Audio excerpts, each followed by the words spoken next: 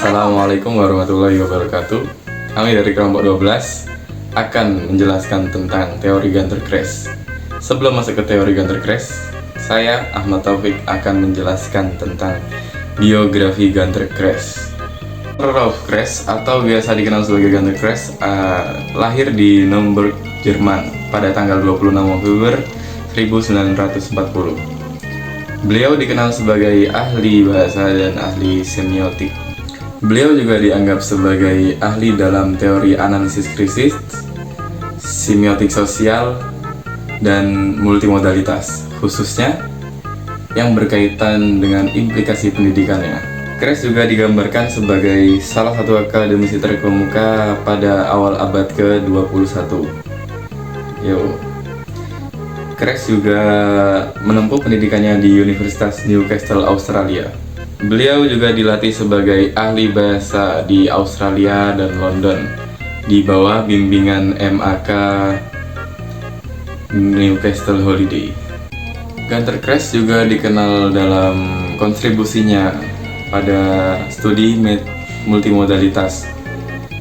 Dia juga menulis bersama temannya yaitu Theo van Leeuwen.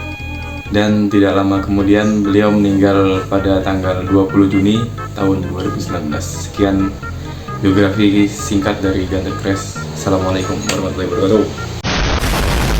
4, 3, 2, 1. Bismillahirrahmanirrahim. Di sini saya Hasbiyallah akan menjelaskan tentang multimodalitas dari Gunter Kress. Dan dari multimodalitas tersebut terbagi menjadi 4 bagian. Yang pertama yakni visual, yang kedua pendengaran, yang ketiga kinestik, yang keempat membaca atau menulis.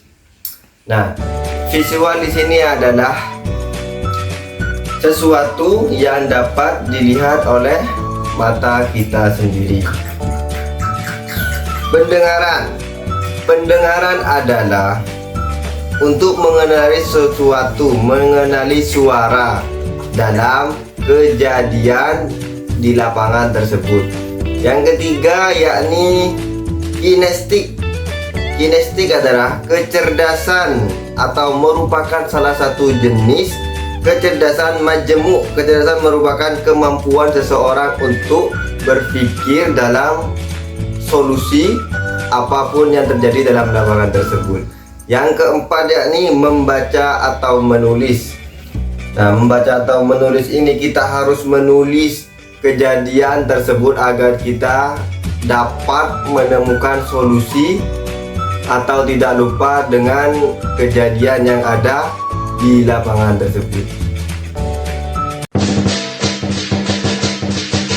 Nama saya Muhammad Faris Ali Subandi. Di sini saya akan menjelaskan poin yang ketiga dari kelompok 12, yaitu tentang contoh penerapan teori Gunter Kress, yang mana ya contoh akan disajikan sebagai berikut.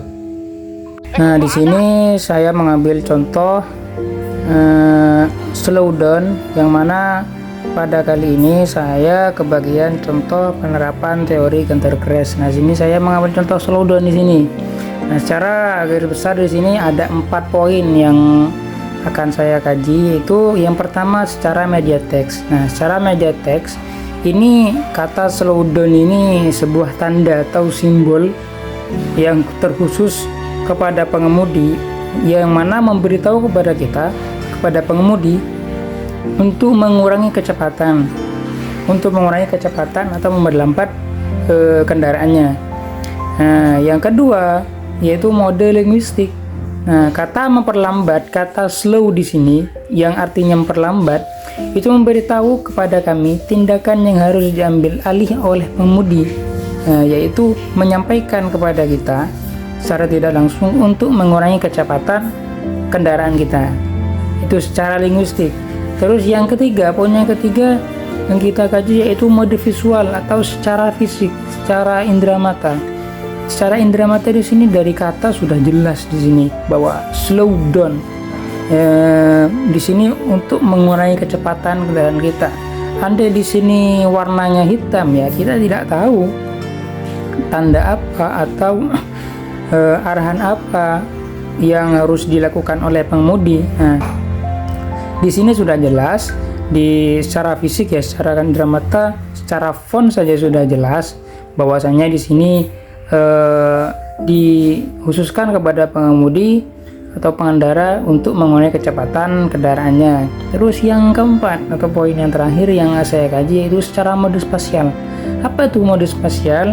Yaitu ilmu atau kajian yang menganalisis letak itu. Jadi di sini secara letak ya, secara letak itu sudah tepat.